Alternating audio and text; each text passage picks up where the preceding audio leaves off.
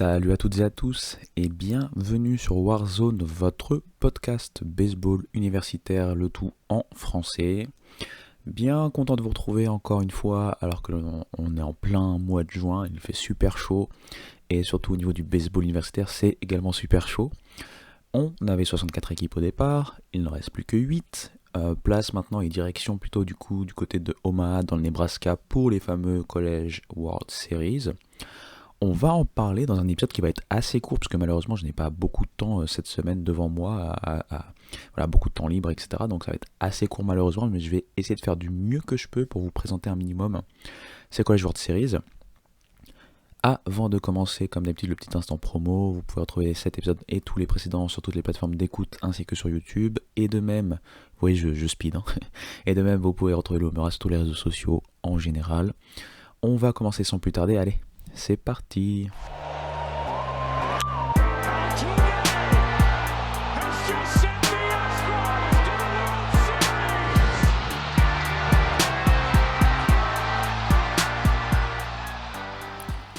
Alors, la première chose dont je voulais vous parler, c'est de faire une sorte de récap, mais au lieu de faire un récap série par série, on va faire un récap plus global en fait, on va dire sur ce qui s'est passé durant les regionals, enfin les super regionals, pardon.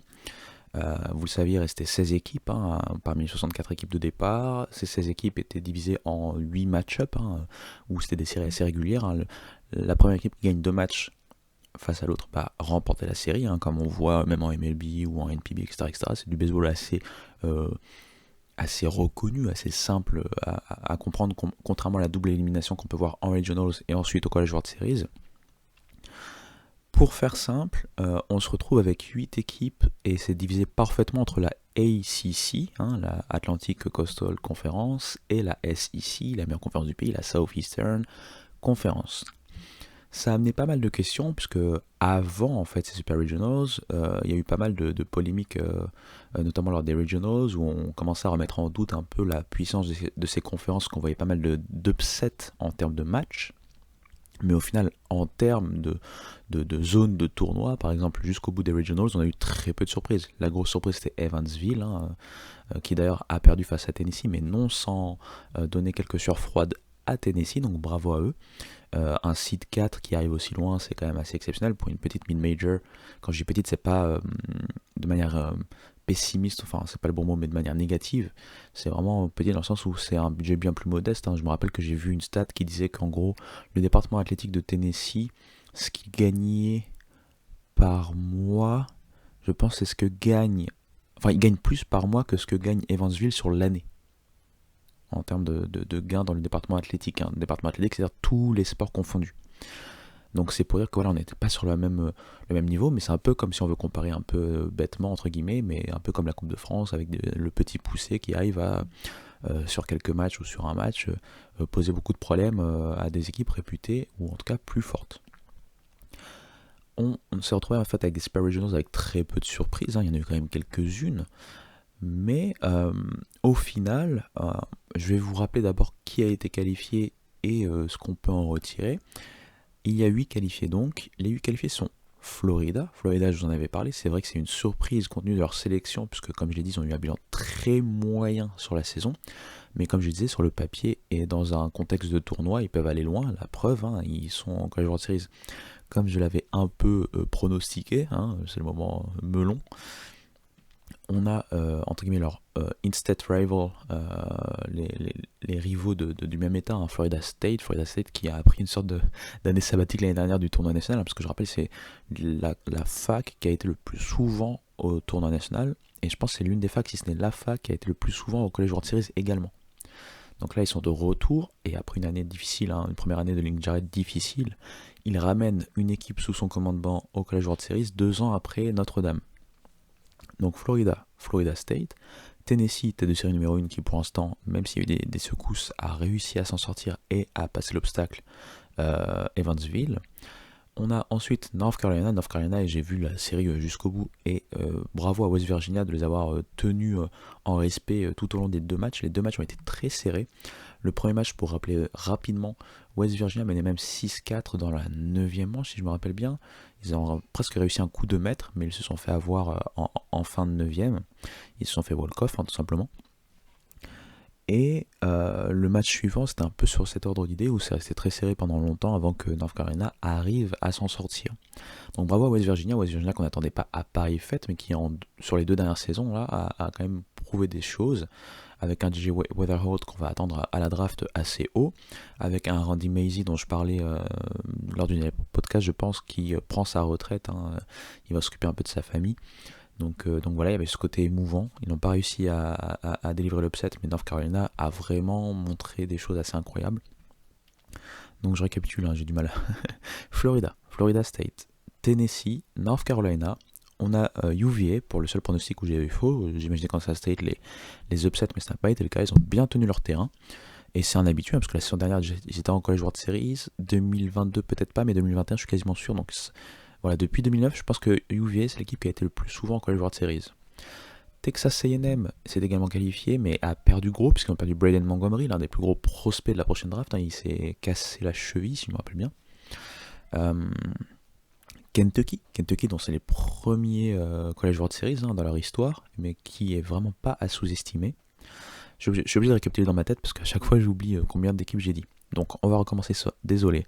Florida State, Tennessee, North Carolina, UVA, donc Virginia. Je viens de parler de Kentucky.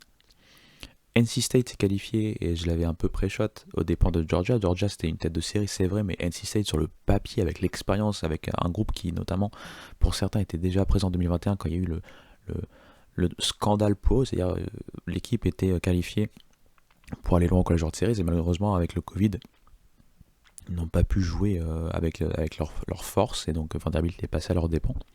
Et c'est resté en travers de la gorge de tout l'état de North Carolina, enfin toute la ville de Raleigh, parce qu'il y a plusieurs équipes en Caroline du Nord. Et donc il m'en manque une, hein, je suis sûr qu'il m'en manque une. Qui est-ce que j'ai oublié Là comme ça je vois pas, mais je vais les récapituler comme ça, on est sûr que j'ai oublié personne. North Carolina, UVA, Tennessee, Florida State, Kentucky, NC State, Texas A&M, et c'est Florida que j'avais réoublié, je pense, à mon avis.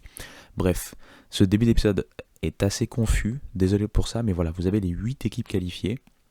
Et pour faire un rapide récap, voilà, encore une fois, Florida, c'est une surprise compte tenu de leur saison, mais c'est pas une surprise compte tenu de la dynamique du tournoi déjà, et aussi de ce qu'on voit sur le papier. Sur le papier, pour moi, c'est la meilleure équipe qui reste sur le plateau sur le papier. Hein.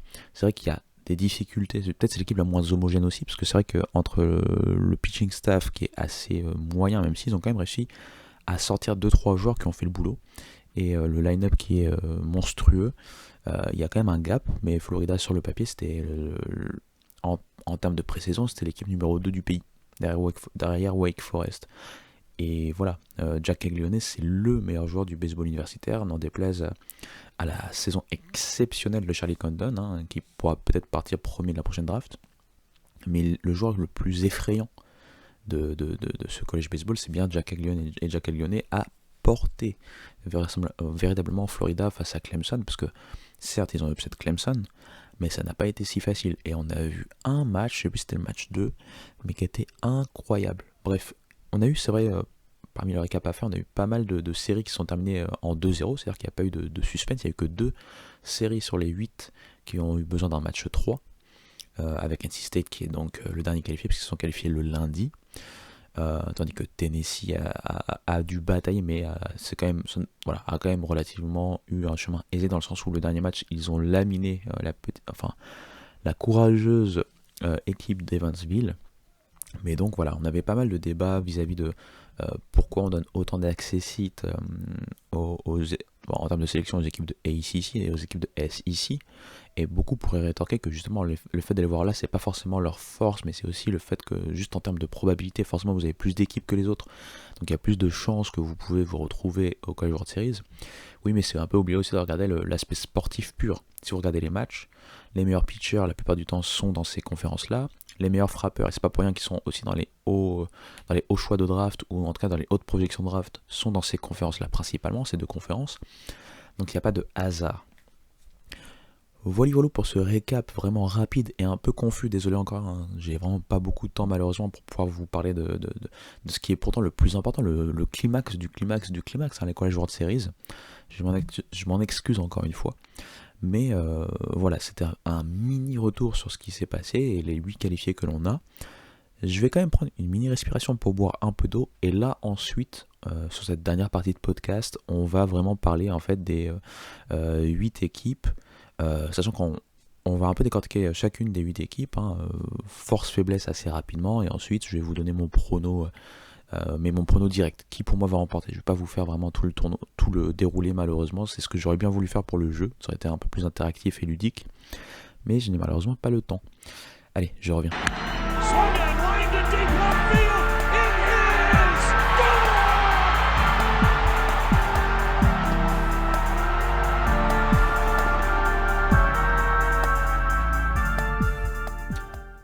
Me voici de retour et donc focalisons-nous sur la College World Series. Alors, la première chose qui va frapper les gens, c'est au-delà même du fait qu'il n'y ait que des équipes soit de ACC, soit de SEC, c'est l'équilibre parfait, 4 de chaque.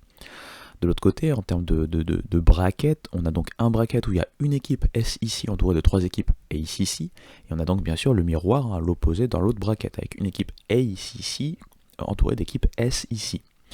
L'autre chose aussi à remarquer, c'est que les têtes de série 1, 2, 3 et 4 sont dans ces College World Series, c'est-à-dire que les favoris sont bien au rendez-vous. De Tennessee jusqu'à North Carolina, en passant par Kentucky et Texas A&M, elles ont toutes réussi à montrer que les pronostics, que la sélection n'était pas faussée. Au-delà de ça, il n'y a qu'une équipe qui n'était pas classée dans les équipes hautes et qui n'était pas classée dans le top 25 qui est dans ces College World Series, c'est Florida. Puisque Virginia était de série numéro 12, Florida State était de série numéro 8 et NC State était de série numéro 10. Donc encore une fois, voilà, il n'y a pas de surprise, puisque l'on sait encore une fois, comme je l'ai dit, que Florida, sur le papier, faut pas chercher plus loin, c'est quasiment la meilleure équipe de ce tournoi sur le papier, attention. Le sport ne se résume pas aux noms ronflants que l'on a sur le papier, mais encore une fois pour parler des forces en présence et du fait que ces forces en présence là ont quand même cliqué de telle manière à pouvoir sortir une grosse tête de série en la fac de Clemson. On va maintenant séparer un peu plus cette preview en regardant chaque équipe. Je vais vous parler un peu des forces et faiblesses de chaque équipe, mais encore une fois, malheureusement, je ne vais pas rentrer dans le détail. Je vais commencer par North Carolina. North Carolina qui va être la première équipe avec UVA à entrer en lice, c'est ce vendredi. Alors ça doit être 14h heure d'ici, donc c'est 20h heure française. Je rappelle d'ailleurs ces matchs sont sur ESPN, au passage. Si vous avez un VPN ou autre et un abonnement ESPN ou un provider qui vous permet d'avoir ESPN, ça ne sera pas dans des circuits un peu plus fermés comme vous savez les chaînes privées de conférences comme SEC Network ou ACC Network, etc. etc. Là c'est vraiment sur les chaînes nationales. Donc North Carolina, revenons-en. North Carolina, on en a parlé assez souvent, ça a été la meilleure équipe de ACC, ils ont remporté la saison régulière. C'est une équipe en fait qui, au-delà de quelques noms ronflants, Vance Honeycutt qui est un haut prospect draft, qui est certainement le meilleur joueur défensif de cette draft en termes de haut prospect, un joueur au niveau athlétique assez incroyable, et qui a réussi à retourner un peu la mauvaise narrative de sa saison sophomore en faisant une très bonne saison aussi au niveau offensif en tant que junior. Mais au-delà de donc Vance Honeycutt, certains transferts bien dit comme Parks Harbor, c'est ça, Parks Harbor, je pense de mémoire son nom, ou alors des freshmen reconnus, connus et reconnus depuis leurs années lycée comme Luke Stevenson, le catcher. North Carolina, en fait, c'est un mélange de grosse expérience, parce qu'il y a quand même pas mal de joueurs qui sont seniors ou juniors, et de jeunesse qui a réussi à rentrer dans le moule, et surtout au niveau des lanceurs. On a notamment la surprise, c'est De Caro, je pense son nom, ce jeune joueur qui est lanceur, qui a été autant starter que sortant du bullpen et qui a été très très bon. Il faut savoir qu'il vient de fêter ses 18 ans. C'est-à-dire que même en tant que première année, il est plus jeune que certains joueurs qui sont issus du lycée et qui sont peut-être potentiellement appelés à la prochaine draft. Il a tenu son commitment avec North Carolina et bien lui en a pris puisqu'on lui a donné sa chance assez rapidement. C'est Scott Forbes le coach. Alors est-ce que c'est le pitching coach ou le head coach? Comme vous le savez avec moi maintenant, vous êtes habitués. Les noms et moi ça fait deux et après je me rappelle, mais bien sûr c'était ça. Bref, on lui a donné sa chance à De Caro, il l'a saisi. Ça se voit que c'est encore un diamant brut, mais ce qui est frappant c'est son calme en fait, cette sérénité qu'il apporte à une équipe dans le pitching staff s'est révélé être une force, alors qu'au début de la saison, il y avait quand même pas mal d'interrogations, notamment dû à la jeunesse, inhérente à certains de ces joueurs, comme justement De Caro. Et bien là, ça a bien cliqué, ce qui fait que North Carolina, quand on les regarde, surtout sur la saison, on a l'impression que c'est l'une des équipes, si ce n'est l'équipe la plus complète. Peut-être pas l'équipe la plus talentueuse, mais la plus complète. C'est-à-dire qu'il n'y a pas de trou, que ce soit en termes de pitching staff, en termes de line-up, au niveau offensif, au niveau défensif. C'est très calé, c'est très propre. Et quand on sait qu'on a quelques stars, encore une fois, comme Vance Honeycutt, c'est une équipe très dangereuse. En face d'elle, il y a une autre équipe dont on avait beaucoup de questions sur son pitching staff du fait de sa jeunesse, c'est UVA. UVA, je rappelle, depuis 2009, c'est l'équipe qui va le plus souvent en College World Series, ce qui prouve la régularité. C'est une équipe qui a remporté le titre d'ailleurs en 2015. Oui, c'est ça, 2015. C'est une équipe très bien coachée par le même coach, qui a reçu comment on appelle ça, des distinctions. Je parle bien évidemment de Brian O'Connor. Si vous vous rappelez Bon, c'est difficile de vous demander ça, mais si vous vous rappelez des podcasts que je faisais en décembre, janvier, quand je prenais plus le temps de parler des choses avant que la saison commence, je vous avais parlé de ce monsieur parce que je vous avais parlé de l'association des coachs et les rendez-vous un peu annuels qui se passaient avec les awards et compagnie et la préparation de la prochaine saison. Et donc ce Brian O'Connor a réussi à combler des trous, parce que l'année dernière il était à Omaha déjà, mais avec un pitching staff composé de seniors venus de transfert. Eh bien on a l'impression que les jeunes freshmen de la saison dernière qui étaient présents, qui sont maintenant des sophomores, ont bien appris auprès de ces seniors parce qu'ils ne sont pas une liability, ils ne sont pas un problème pour une équipe de UVA qui a un line-up, quand la plupart des line-up de ACC et de SEC, très potent, très puissant. Ils ont en Griff Overall la star, c'est pas forcément la star en termes de stats purs, mais c'est la star, le meneur d'hommes, le leader un peu de cette équipe-là, le shortstop qui peut être d'ailleurs drafté à la prochaine draft et qui pourrait être drafté assez haut, peut-être pas aussi haut que la plupart des autres prospects dont je parle, mais ça reste un prospect assez premium, on va dire. Et donc c'est une équipe aussi qui paraît complète, mais qui sur le papier me paraît qui sur la dynamique, me paraît un peu en deçà, par exemple, d'un North Carolina. Justement, c'est le premier match qu'on aura, North Carolina versus Virginia, et donc on verra bien dans ce duel purement ACC qui va obtenir la victoire par rapport à l'autre. Parlons maintenant non seulement de l'équipe numéro 1, Tennessee, mais aussi de son match-up. Sur ce premier match, ça sera Florida State. Pour moi, le match qui sera le plus excitant de cette première journée, on va dire. Tennessee, Tony Vitello a dû faire face à pas mal de choses, pas mal de critiques par rapport par exemple à la saison, c'était la saison de 2022 où il termine avec le meilleur bilan, mais après en termes de tournoi il n'y arrive pas. En 2023, le contraire se passe, c'est-à-dire qu'en termes de saison régulière, elle est mi-figue mi-raisin avec des problèmes internes, avec des problèmes vis-à-vis de Chase Burns, qui a d'ailleurs transféré ensuite. Puis on les trouve en fait pétaradants et incroyables jusqu'au College World Series, où ils se font éliminer au final par LSU notamment. Le Tennessee de cette année a peut-être des noms un peu moins clinquants, et encore, il y a du Christian Wood qui pourrait être aussi un drafté assez haut, il y a du Blake Burr qui pourrait être aussi drafté assez haut, j'en oublie, il y a Billy, c'est Billy Amick, ouais c'est ça, c'est Billy Amick, le troisième base qui est venu en provenance de Clemson, c'est-à-dire que lui, il se fait battre par Tennessee la saison dernière, quand il était à Clemson, il se dit, je vais transférer de leur côté, pour l'instant bien il en a pris puisqu'ils sont au College World Series, donc il y a un peu de star power. Principalement en général, l'offense de Tennessee fait peur. Pour moi, la plus grosse offense, je vous le dis à l'avance, c'est Texas A&M, avant la blessure dont on va parler juste après. Et du coup, derrière eux, il y a Florida et Tennessee, pour moi, qui font partie des grosses attaques. Tennessee a une carte à jouer dans cette partie de bracket-là face aux autres équipes ACC, dans le sens où, pour moi, c'est l'équipe qui posait le plus de problèmes au pitching staff adverse. Maintenant, le pitching staff de Tennessee est solide à défaut d'être incroyable, c'est-à-dire qu'ils ont toujours un Drew Beam capable de faire des choses. Ils ont eu du AJ Cozy, le transfert, ou encore AJ Russell qui tour à tour ont montré des choses au fur et à mesure de la saison, mais il y a eu aussi des blessures. Le bullpen, pour moi, pourrait être un problème, mais bon, sur ce tournoi, pour l'instant ce n'est pas forcément un problème. Donc Tennessee part quand même pour moi avec une tête d'avance sur les autres équipes dont j'ai parlé avant, et sur l'équipe dont je vais parler juste après, c'est Florida State. Florida State, je l'ai rappelé, c'est une équipe vraiment historique du college baseball. C'est une équipe qui l'année dernière, de manière un peu incroyable, ne s'est pas qualifiée pour un tournoi national, ce qui n'était pas arrivé. Je pense qu'ils avaient, depuis 1977, ils s'étaient qualifiés chaque année, avant la saison dernière donc. Link Jarrett arrive la saison dernière, beaucoup de blessures, il a un effectif dont il n'est pas vraiment content, parce qu'à Notre-Dame, il a su créer un effectif à son image, avec beaucoup aussi de joueurs transférés avec une certaine seniorité pour faire grossir et prendre en expérience un groupe.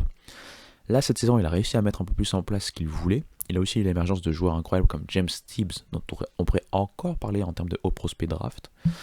Jamie Arnold, le nouvel Lace, quelque part, il n'est que sophomore, mais c'est un Lace, même s'il a eu une sortie en Super Regionals un peu plus compliquée que d'habitude. Mais autour de ces joueurs-là, il y a du Cam Smith, un sophomore qui, je pense, est éligible pour la draft de cette saison, mais même si ce n'est pas le cas, il fait partie des belles cibles pour la draft suivante, la 2025. Jaime Ferrer, etc. Donc c'est un line-up qui est profond. Il y a des pitchers intéressants, même si c'est assez inégal. Et surtout, en fait, Florida State, il y a ce chip on shoulder, comme on dit, c'est ce côté très travailleur qu'on retrouve beaucoup, qu'on avait l'habitude de voir normalement, et que Link Jarrett a su remettre au goût du jour. Il y a aussi un aspect un peu, on parlait de trucs émouvants, par exemple avec West Virginia lors du précédent podcast, Florida State, je rappelle, leur coach emblématique Mike Martin est mort avant le début de la saison. Il est décédé de vieillesse, tout simplement. Ça serait beau pour la symbolique, parce que je sais que les États-Unis, en plus, il y a ce côté un peu, cette narrative un peu exquise qu'on trouve souvent dans le sport, mais ça serait beau pour la narrative de les retrouver, pourquoi pas, au moins en finale des College World Series. Maintenant, c'est l'équipe, peut-être avec UVA, c'est l'équipe qui part avec le moins de chance, en tout cas sur le papier au départ. Pour moi, Tennessee est l'équipe qui est la plus forte dans cette partie-là de bracket, mais personnellement, si je donne un prono, c'est North Carolina que je vois passer et aller en finale de College World Series. Donc notez-le, North Carolina pour moi passe. Maintenant, Florida State, encore une fois, pour la narrative et pour le fait que, d'une saison à une autre, on passe de pire équipe, entre guillemets, de la ACC à une équipe pas loin de pouvoir jouer le titre de ACC et ensuite de se retrouver à Omaha pour le titre national. C'est quand même beau, et c'est ce que le sport nous offre en général, et notamment le sport américain, et encore plus le sport universitaire américain. Donc voilà. Je vais essayer d'encore accélérer un tout petit peu plus pour pouvoir vous parler un maximum avant de devoir reprendre le boulot. On va passer de l'autre côté de bracket en présentant le reste des équipes. Et on va commencer dans l'ordre un peu chronologique, puisque ça sera pour les rencontres du samedi. On va commencer par Kentucky, tête de série numéro 2, face à NC State qui a upset Georgia, mais qui était quand même tête de série numéro 10, donc voilà, un des favoris quand même, une des 16 meilleures équipes de la nation sur cette sélection. Kentucky tout d'abord, je le dis et je répète, c'est pourquoi je ne vais pas parler trop longtemps d'eux, c'est une équipe qui doit faire peur à tout le monde. Tout simplement pourquoi, ils trouvent toujours des solutions. Quand le pitching staff n'est pas au rendez-vous, le line-up arrive à les sortir d'un mauvais pas. Quand le line-up n'est pas au rendez-vous, le pitching staff arrive à les sortir d'un mauvais pas. Et des fois, les deux cliquent. Et c'est ce qu'on a vu face à Oregon State. Le premier match, ils gagnent 10-0. Ils ont shut out l'une des plus grosses offenses hors ACC et SEC du pays. Oregon State, c'est l'équipe aussi du prospect qui peut être numéro 1 de la prochaine draft, Travis Bazzana. Un joueur exceptionnel, un des meilleurs joueurs de la saison, un potentiel Golden Spikes, etc. Ce qu'a montré Kentucky sur ces deux matchs, même si le deuxième match a été plus compliqué que le premier, c'est encore une fois le fait qu'ils font peur. Ils font peur. J'aime bien augmenter sur le côté peur. C'est vrai que c'est leur premier voyage du côté de Omaha, leur premier College World Series, mais pour autant, il ne faut pas les voir comme le petit agneau qui vient découvrir les choses. Je pense que c'est un groupe qui a assez d'expérience, qui a assez de vis dans le bon sens du terme, et qui a assez de connaissances sur sa façon de vouloir jouer pour pouvoir mettre à mal n'importe quelle équipe. N'importe quelle équipe. Ne cherchez pas, c'était la meilleure équipe SEC pendant les 3/4 de la saison. Ils se sont fait rattraper pour partager le titre de saison régulière par Tennessee, parce qu'ils avaient perdu notamment face à Tennessee dans l'une des plus belles séries de la saison régulière d'ailleurs pour moi. Mais Kentucky, c'est dangereux. Kentucky, c'est vraiment dangereux. Face à eux, j'ai envie de dire, c'est un peu le miroir, c'est NC State. NC State, c'est un peu l'équipe tombeuse de grosses équipes cette saison. En ACC par exemple, ils ont battu tout le monde. Ils ont battu North Carolina, ils ont battu Duke, ils ont battu Wake Forest de mémoire, ils ont battu UVA. Les gros quoi. Par contre, c'est la même équipe qui se faisait sweep par des équipes beaucoup plus en difficulté dans cette même conférence. Donc on ne savait jamais sur quel pied danser avec NC State.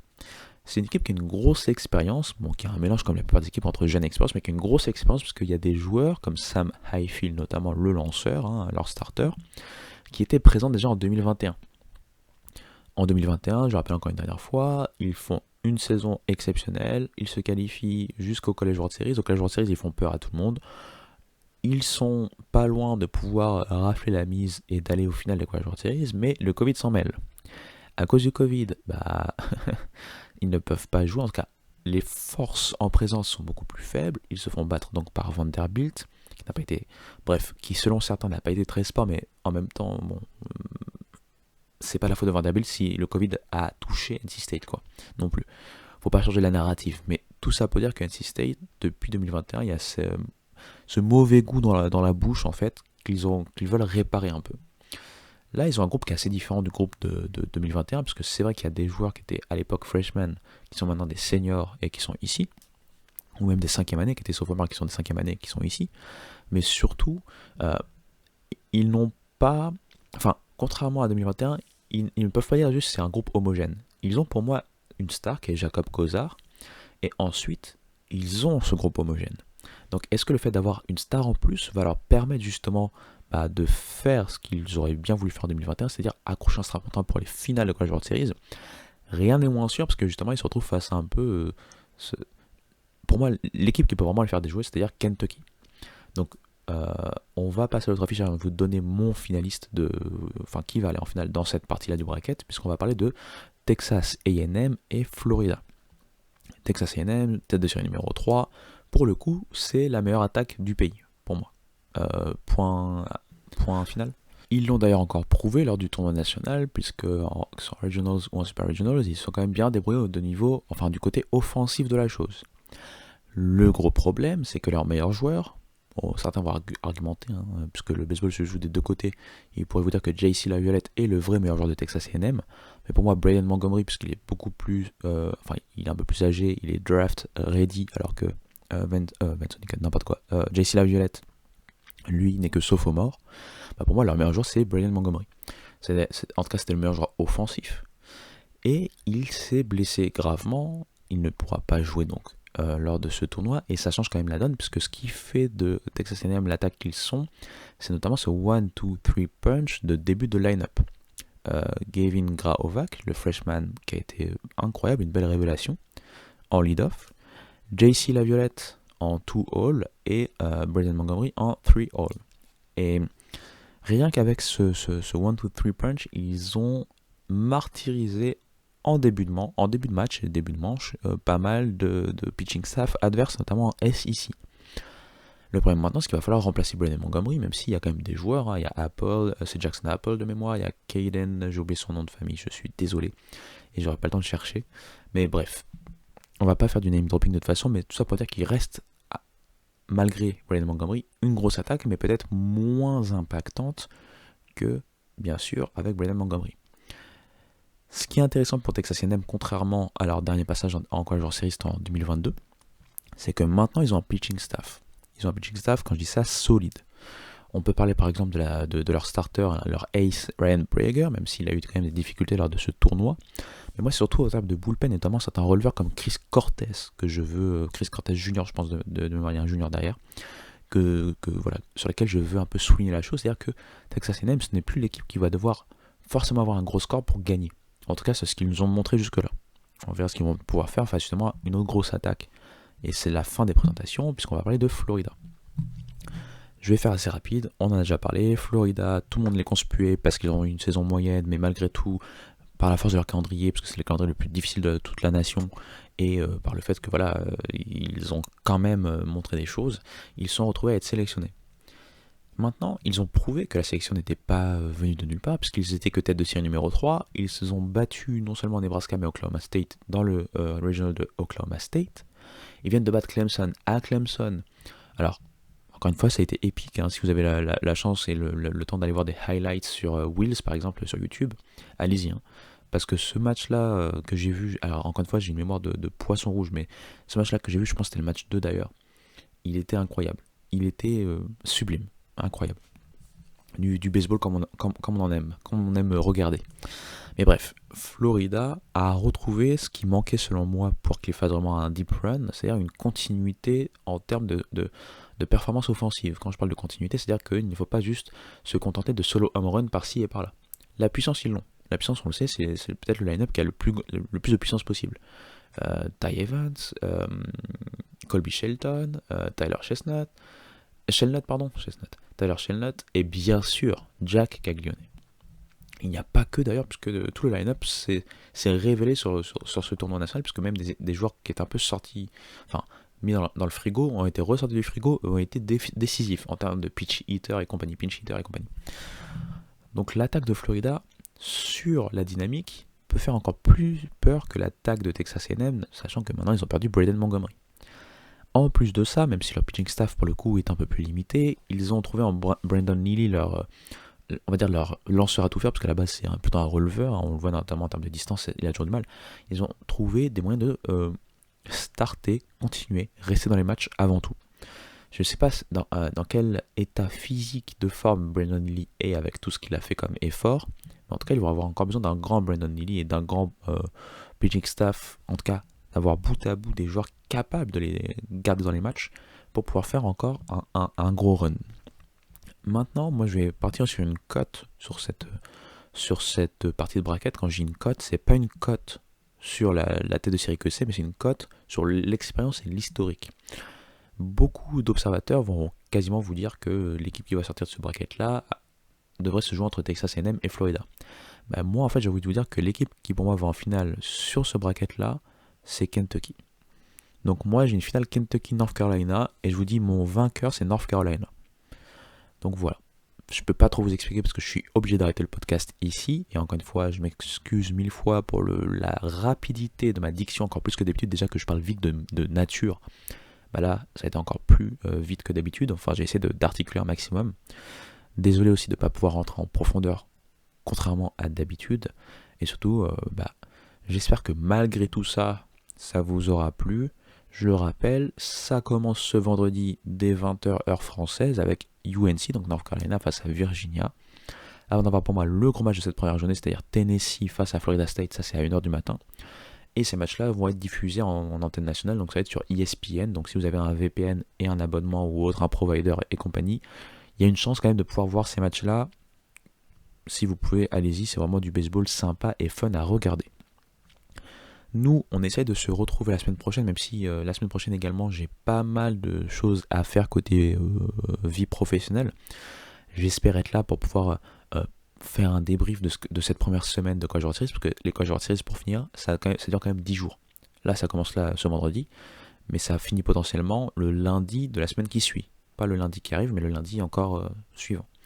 Donc c'est assez long, donc le prochain épisode pourrait se faire avant les finales justement de ces College World Series, qui pourrait nous permettre de faire un premier débrief, une première prise de température et voir où on en est vis-à-vis de mes pronos. En tout cas, prenez soin de vous, suivez-moi sur tous les réseaux, je ne sais pas si je dis ça d'habitude, mais voilà, suivez-moi sur tous les réseaux, et puis j'ai envie de dire un voli-volo de circonstances, et à très bientôt, allez, ciao.